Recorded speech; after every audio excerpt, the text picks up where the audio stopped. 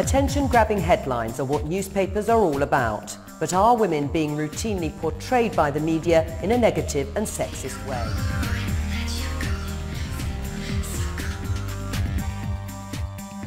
For women like me who work in the media, you want to be remembered for what you say and not just how you look, although clearly that's also important.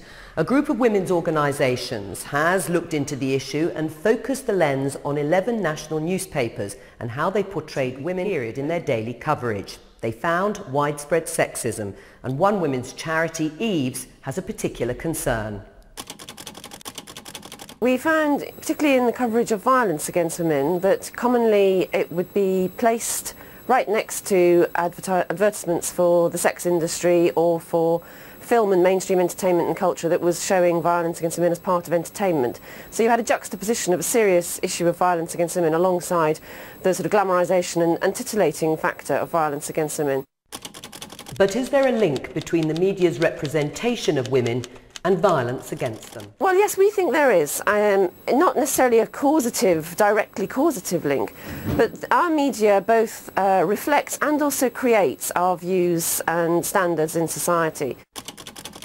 I honestly do not believe that the manner in which women are represented in the media could cause them any physicality. If women were concerned about what was likely to happen to them, they should look to the video world of pornography, and let's deal with that. Never far from the spotlight, the Sun newspaper's page 3 has long angered women's rights campaigners who regard it as an unacceptable daily dose of objectification.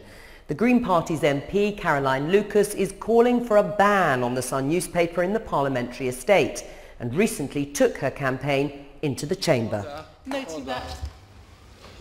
Can I tell the Honourable Member there's standards of dress that members must ask the Honourable Member to respect that and put a jacket on. I will, Mr Hood, of course comply with your ruling, but it does strike me as a certain irony that in this place you can get copies of... I could even show you what's in the Sun, in 8 places. I admire Ms Lucas, but it's more.